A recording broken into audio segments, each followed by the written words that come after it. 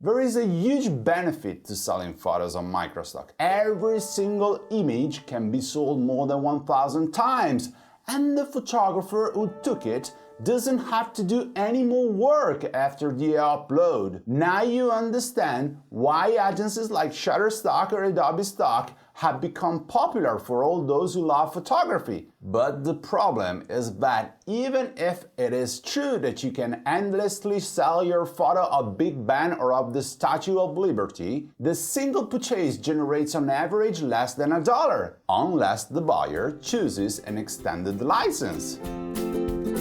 Extended licenses had to be bought by clients who work for large productions, international television formats, newspapers published all over the world, multinational companies' websites, and so on. With this, even though the photos or videos that are downloaded are the same as those sold with a standard license, whoever buys them has the right to insert them in projects with a wide distribution.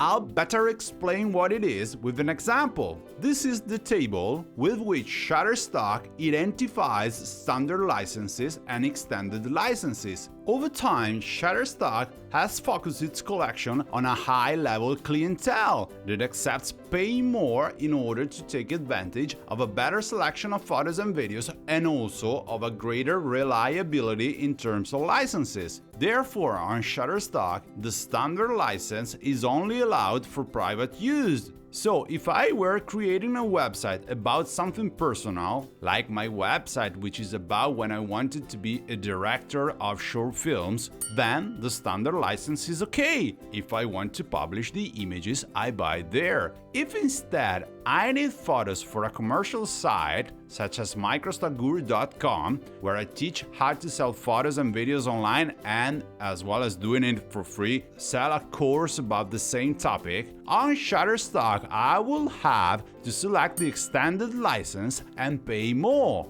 even if I insert that image onto a page where I do not talk about my course and there is no advertising. Many of you might wonder now, but why should someone pay more, given that by purchasing the standard license they can download the same content?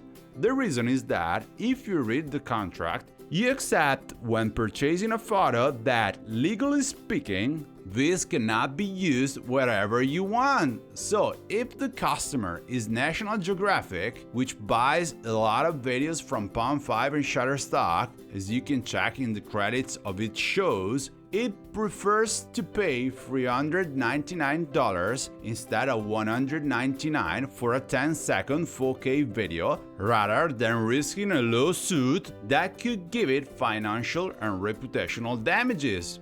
If you need a photo, even for the website of your small business, I strongly recommend complying with the licenses policy by purchasing an extended one. If instead you want to risk it just to save a few $1,000s, you must understand that there are several online services offering a team of lawyers working on legal cases for fraudulent use of images and videos. You won't become rich just because you opted for a standard license instead of an extended one. So, if I were you, I would spend that little extra amount of money to avoid trouble. Having said that, of course, extended license sales are better for us producers as well, because there are no contradictions to selling them. They are more expensive for buyers, like all the licenses other than standard, such as the license for sensitive content, which I talk in detail on my course. If the price that the customer pay increases, even our earnings increase, and there is also the pride of knowing that our creations are included in great productions. Unfortunately, it is very hard to know when this happens, at least with videos. In fact, if for photos there are tools like Google Images that show you where these are used on the web, for videos it is much more difficult.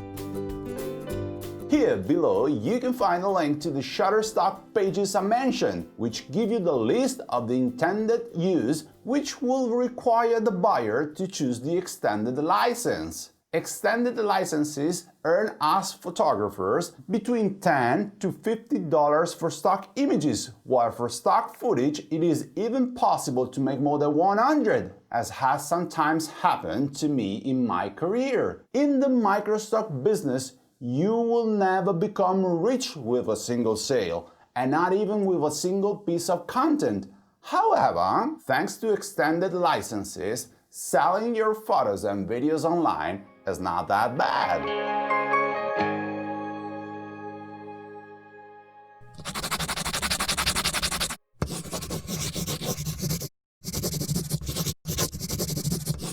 Microstockguru.com